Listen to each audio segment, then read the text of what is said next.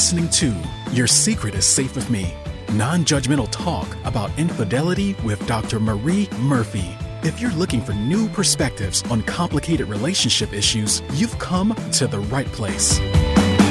Days go by, they're crawling by. Hello, good humans. Today's episode is a new and improved version of episode 8, which is called So You're Having an Affair. Now what?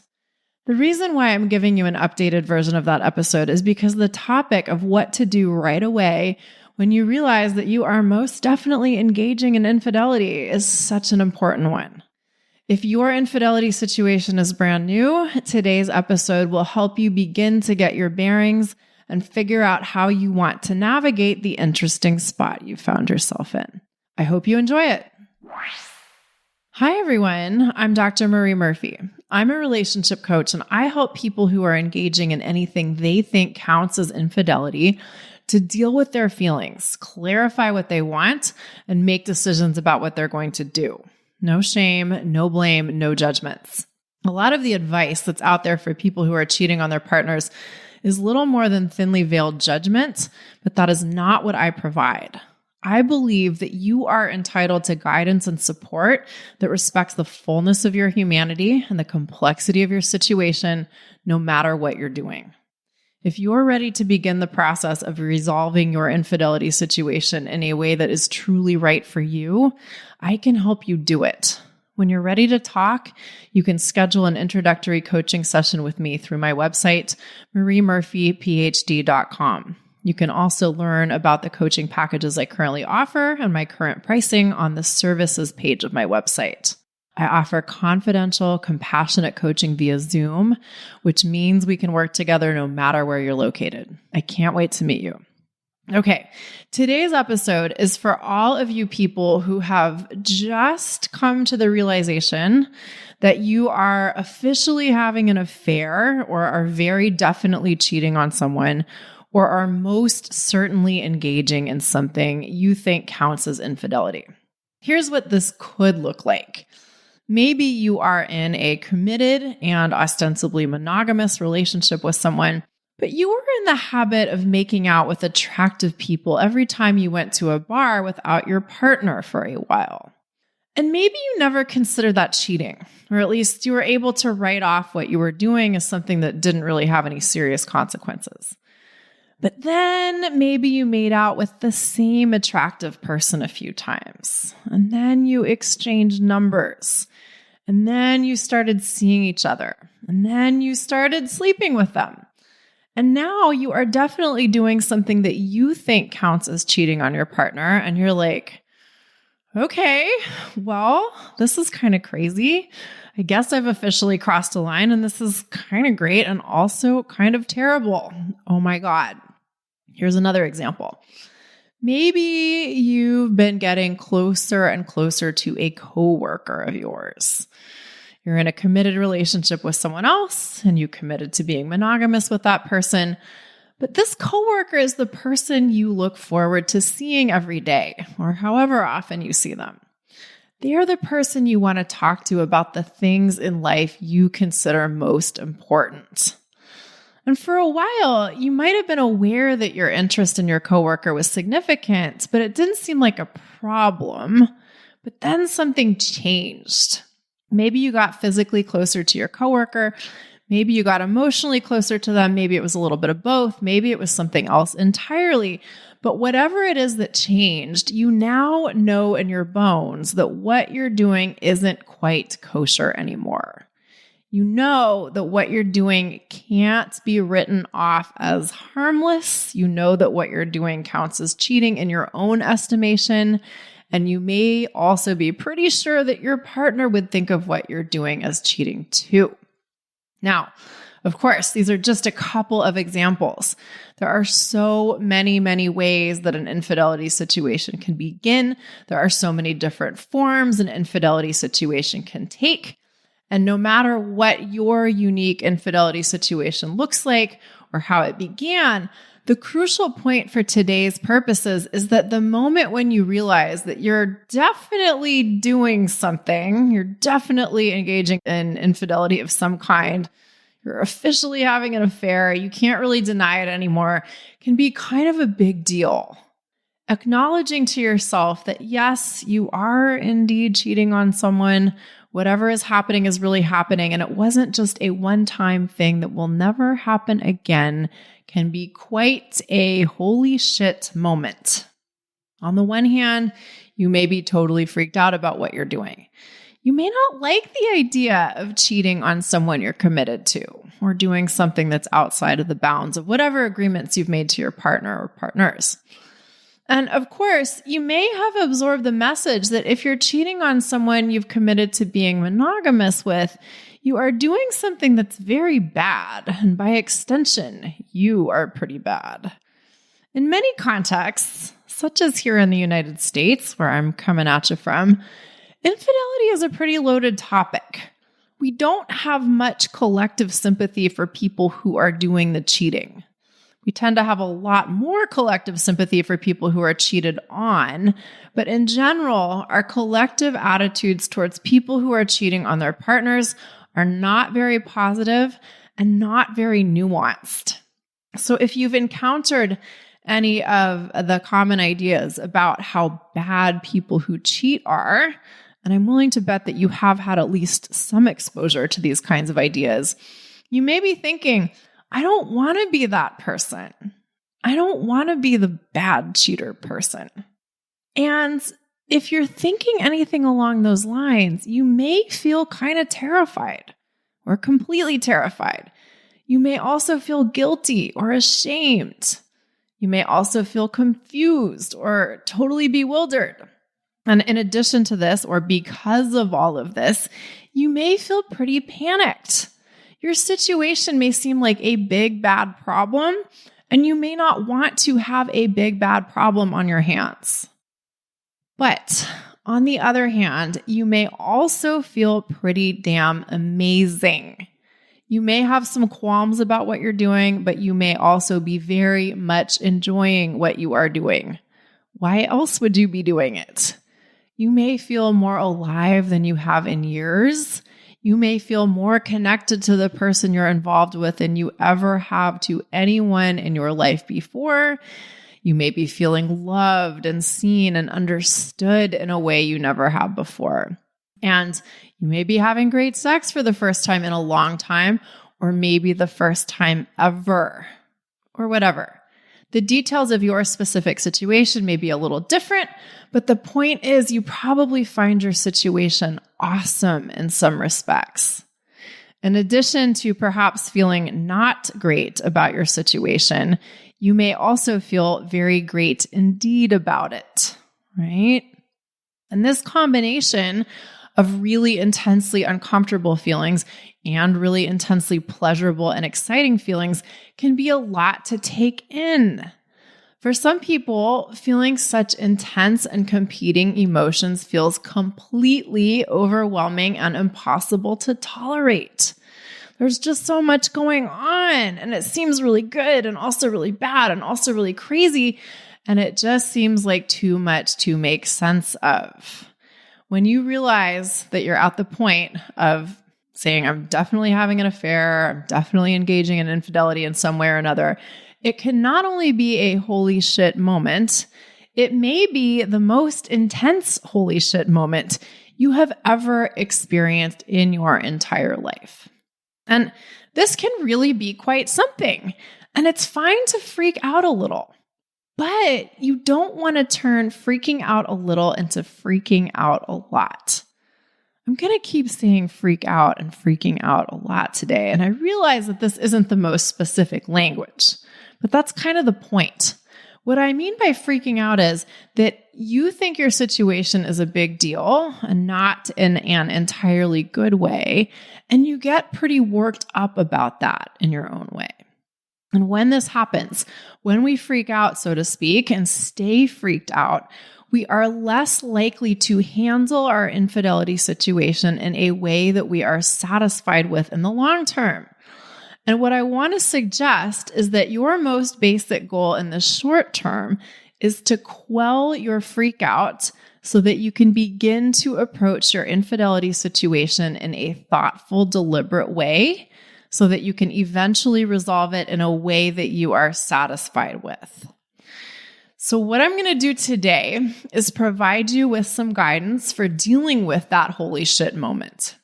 If you have just realized that you are indeed cheating on your partner, or having an affair, or engaging in something you think counts as infidelity, here are 5 things I encourage you to do right now to help you get your bearings and help you start to get out of freakout mode. Number 1, if you are panicking about your new infidelity situation, get clear on what exactly you are panicking about and whether or not you need to do anything about what you're panicking about right now. This is very useful to do even if you're only panicking a little. When we feel panic, when we experience the emotion of panic, we tend to interpret it as an indication that we need to take action quickly. And sometimes that is an appropriate response to feeling panic. If you are walking down the street and a bus is hurtling towards you and is about to hit you, feeling panic is not unreasonable. And if you don't want to get hit by the bus, you need to take action immediately and get out of the way. But there are many times when feeling panic is not necessarily an indication that we need to take action right away. Our sophisticated human brains are very good at identifying possible threats to our survival and very good at inspiring us to protect ourselves from potential threats. That capacity has served us well, evolutionarily speaking. Our ability to sense danger and protect ourselves from it has allowed humans to survive and evolve. But the thing is, society has evolved a lot faster than our brains have. So there are many occasions in the course of contemporary human life when something that seems like an existential threat and inspires panic is probably not an existential threat and may not even be a problem yet. So for example, if you have a job and if you have a boss, and if your boss sends you an email that says, you did a terrible job on that project and we need to talk, you may think that life as you know it is about to end, and you may feel panic. But your life as you know it may not be on the brink of ending. It's true that your boss might later sit you down to tell you that your job is in danger because you did a bad job on the project, and you need to work on your performance if you want to keep your job. And hearing your boss say all that might be a little nerve-wracking for you, and you might want to do something. You might want to work on your performance if you want to keep your job, perhaps, or not.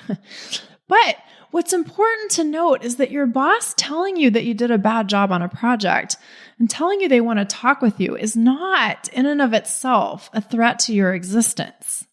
Your brain might tell you that it is. But upon calm consideration, we can see that your boss saying these things to you is not an existential threat. Now, it's also important to note that your boss telling you that you did a bad job on a project and therefore your job is in danger does not mean you've actually lost your job yet. But you may have reacted as if the things you fear might happen are already happening. Assuming that no one knows about your infidelity situation other than you and whoever else is directly involved, there's a chance that nothing will happen right away. There is a good possibility that whatever you're panicking about does not require your immediate attention. Now, let me just be absolutely clear about something. You might be panicking about something that does warrant immediate attention. If, for example, you have a very jealous partner who keeps you under surveillance and you think they are likely to become violent towards you if they find out about what you've been doing, you may have a serious problem on your hands and you may want to do something about that right now. If you think you might be in danger, please stop listening to this podcast and go seek out resources that will help you keep yourself safe. But For many of you listening, the things you're panicking about do not require your immediate attention and cannot possibly be dealt with immediately anyway. For example, sometimes when people who are married realize that they are most definitely having an affair, they immediately start thinking, oh my God, this means I'm going to get divorced, and then I'll lose all of the financial security I built up, and people will find out that I cheated, and everyone will judge me, and I won't have any friends, and I'll never get to see my kids again, and things won't work out with my affair partner anyway, so basically my entire life will be ruined. These concerns may seem very real and very pressing, but you can't solve for all of these things in the present moment. Yes, these might be things that you end up dealing with eventually, but if that happens, you can only deal with these things one step at a time and when the time comes up. If the time comes up. That's the only way that we can deal with our life stuff. One step at a time, moment to moment to moment. And of course, it's also important to remember that some of the things you're currently worrying about may never become things that you actually have to deal with. Now, there is something that a lot of people panic about that you will almost certainly have to deal with, and that is figuring out what you want, deciding what you want to do about your infidelity situation. You will probably want to make clear decisions about how you deal with your infidelity situation at some point. However, as important as it is to do this, you may not be able to do this immediately. Figuring out what you want to do about your infidelity situation may require calm, sustained attention and effort. You may not be able to decide what you want to do right this minute.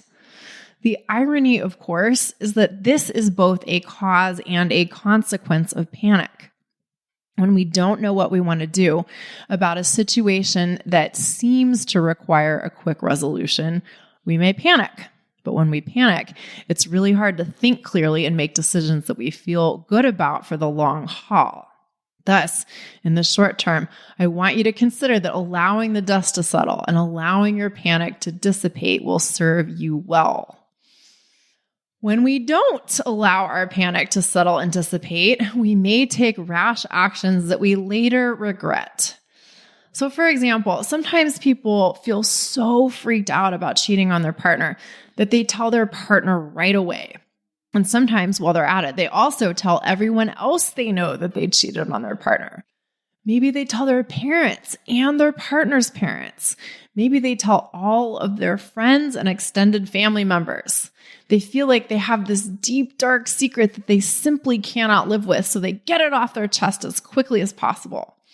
And then their partner is upset and their friends and family get involved, and the situation becomes a really big deal for a lot of people. And then 1 week later, the person who was doing the cheating and did the major confession thing is like, oh, maybe I didn't need to tell everyone I know about what I did.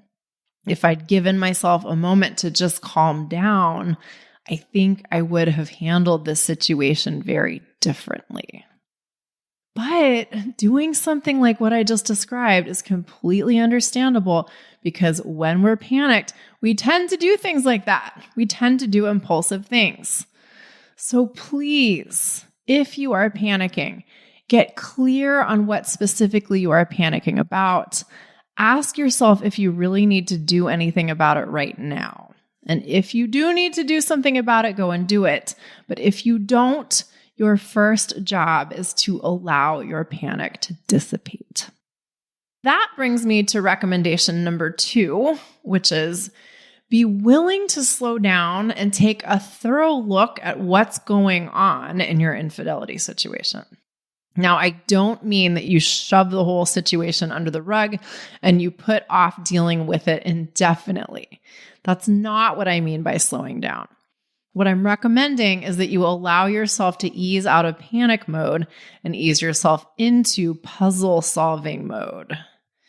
As stressful as infidelity situations may be, as inconvenient or disruptive as they may seem, Infidelity situations present us with amazing opportunities to get to know ourselves better. They present us with incredible opportunities to take a close look at what we want in our relationships or in our love lives / sex lives / romantic lives, and to potentially make some adjustments. Infidelity situations are often indications that we are due for making changes of some kind or another in our lives. And this may seem like a terrible problem to have because sometimes we're terrified of making changes in our lives. We don't like the idea of disrupting our own lives, and we fear that if we make changes, we'll also disrupt the lives of people we care about. What I want to suggest is that it's totally okay to have these kinds of fears. And I will tell you that these kinds of fears or concerns are very common, but you don't want to let these fears get in the way of you taking a comprehensive look at what's going on in your life right now and being honest with yourself about what you want. And doing those things can take some time.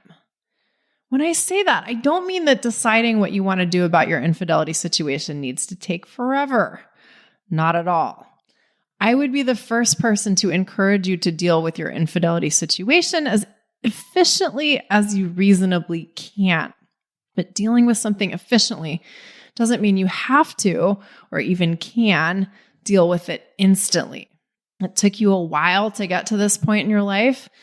And so I encourage you to be willing to invest some time and energy into figuring out how you want to move forward and deciding what you want to do about your situation. When we have a situation on our hands that seems challenging to solve, we often want to go to one of two extremes: bury our head in the sand forever and avoid the whole thing entirely, or solve the whole problem as quickly as possible. In my experience, we need to be willing to find the middle ground between these two extremes if we want to find satisfying resolutions to our challenging life situations.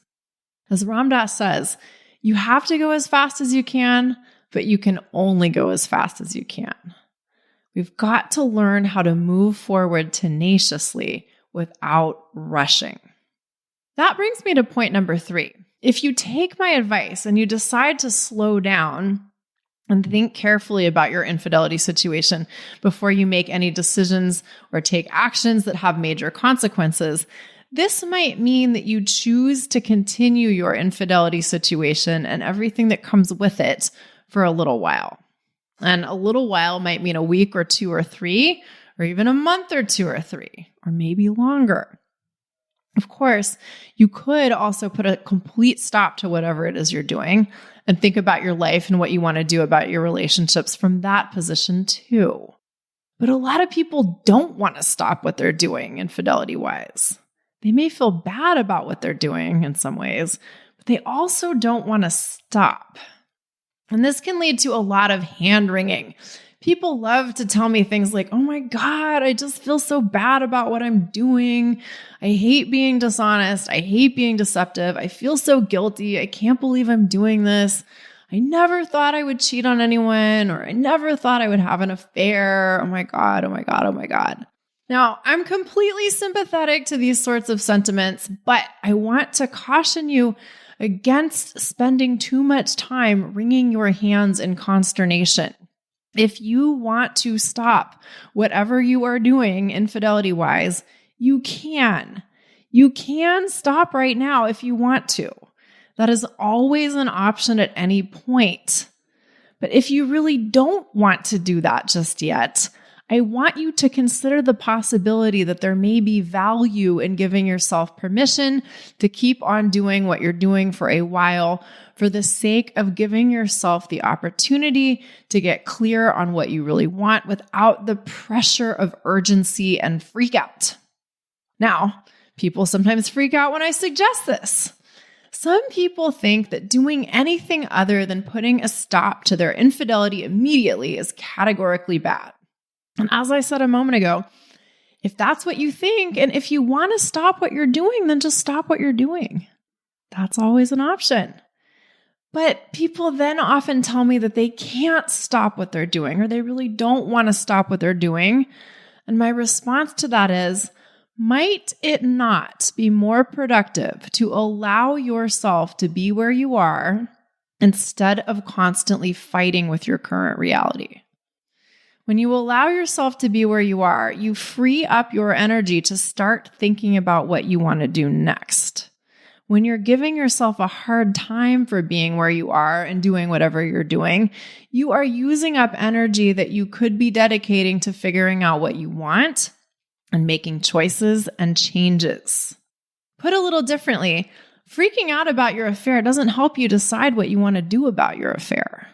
Some people think it's morally better to beat themselves up for having an affair than to not beat themselves up for what they're doing. Some people tell me, well, I may be cheating on my partner, but at least I feel bad about it. I know that many of us have been taught that if we're doing something that's bad or quote unquote bad, feeling bad about ourselves for what we are doing somehow makes it less bad or makes us less bad. But I want to suggest that this is not the way it works at all. I want to suggest that this is not helpful in practice. I want you to consider that it might not be possible to shame yourself or blame yourself or scold yourself into making sustainable, positive changes. I want you to consider the possibility that self-acceptance, self-understanding, and self-love are far better motivators of lasting change than self-reproach. Understanding what you're doing, giving yourself self-understanding doesn't mean you give yourself a free pass to do whatever you want. It means you put down the cudgel and you stop actively beating yourself up. I think cudgel is the word I want to use there. I hope so. The stick that you're beating yourself with. Put that thing down, whatever it's called, cudgel or not. I'm going to have to look that up later. Okay, to sum up point number 3, I want you to consider the possibility that in order to resolve your infidelity situation in a way that's truly right for you, you may want to decide that you are willing to exist in a gray area for a little while or a little while longer. Now, I'm not suggesting you stay here forever or even indefinitely. Remember, in this episode, I am speaking to folks who are in new infidelity situations and are just trying to get their bearings. If you have been in your infidelity situation for months upon months or years upon years, we need to have a different conversation. But if you're new to this whole thing, consider the possibility that being willing to tolerate existing within your conundrum for a little while may ultimately help you resolve it in a way that you find satisfactory. That brings me to my 4th suggestion of the day. I cannot stress this one enough. I want you to allow yourself to be really, really, really honest with yourself about what's great about your infidelity situation. So much of the standard advice, if you can even call it that, about infidelity stresses that infidelity is bad and wrong, and that's all there is to it.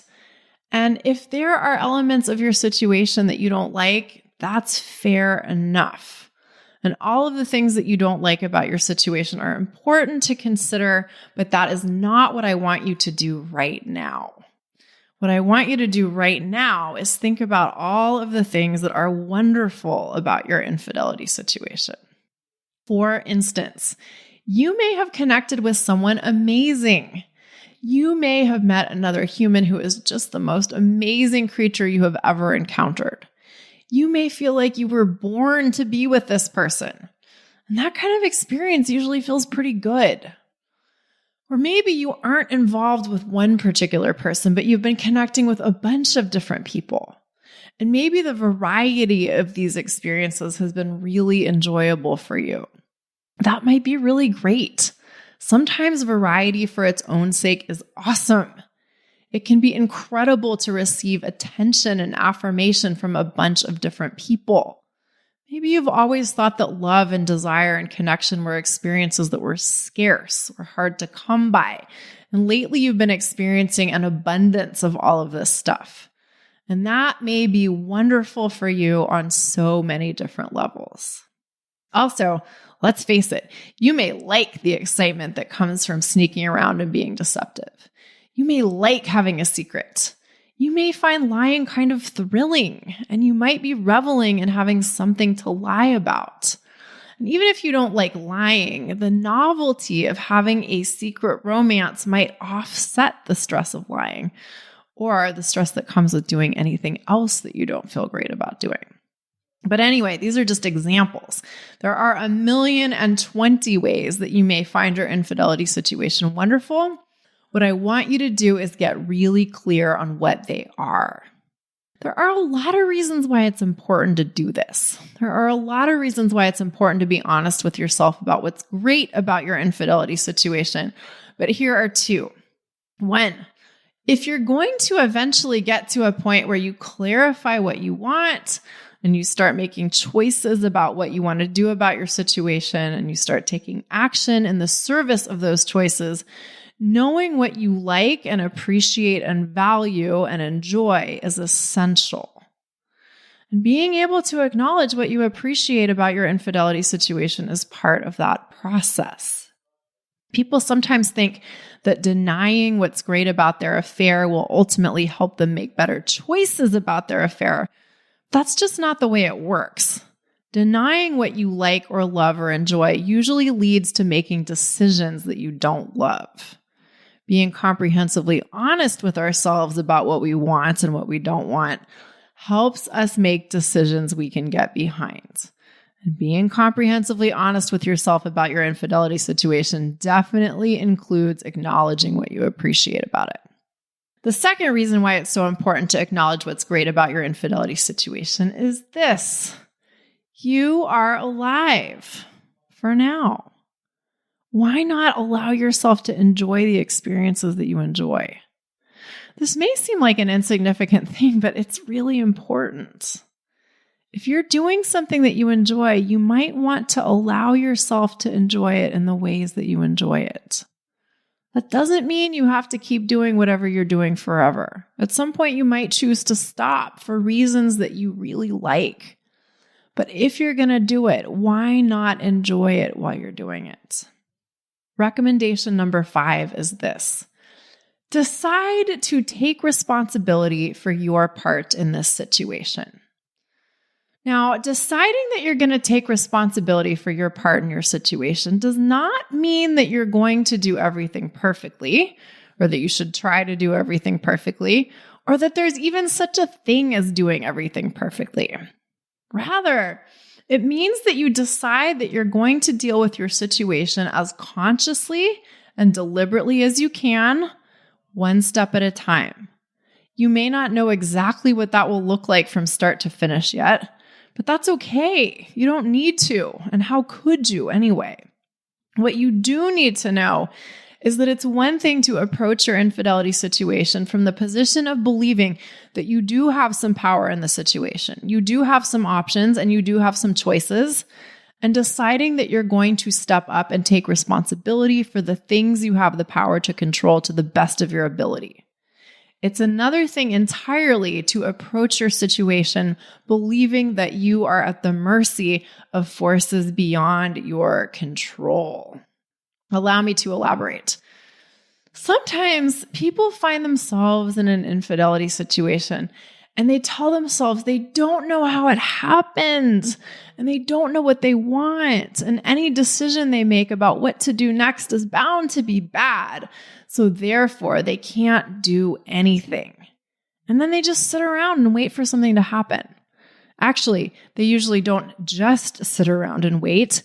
They usually keep on doing whatever it is they're doing with their relationships, but they don't attempt to clarify what they want. They don't make any decisions. And as a result, they don't take any decisive action. They just stay in limbo or stay stuck or stick with the status quo. This is very different from someone saying to themselves, okay, I have found myself in an infidelity situation. I might never have imagined I would find myself here, but here I am. And I am going to take it upon myself to figure out what I want to do about all of this, one step at a time. And today, all I need to do is take my first step. And I may not know what that is yet, but I am going to take responsibility for figuring that out. I may not be able to make all of the decisions today, but I can take responsibility for making one small decision today.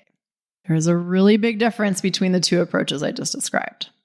And your one small decision for today might just be that you are going to carry on with your infidelity situation for another day. Today, you might decide that you are going to continue doing what you are doing because you like it and you want to keep exploring it. That's a legitimate choice to make. And making that choice consciously and owning that choice is one way to begin taking responsibility for your situation. Okay, people, the journey you have embarked on, and by that I mean the experience of engaging in infidelity, may be one that you never anticipated taking. To recap, these are my 5 recommendations for what you can do to begin to get your bearings and begin to navigate your way through your infidelity journey and whatever that experience may hold.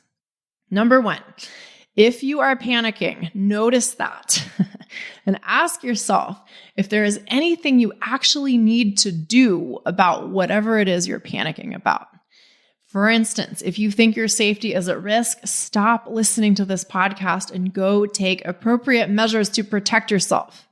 But if you assess your concerns and you discover that you don't need to take immediate action in response to the things you're panicking about, your first order of business is to ease yourself out of panic mode.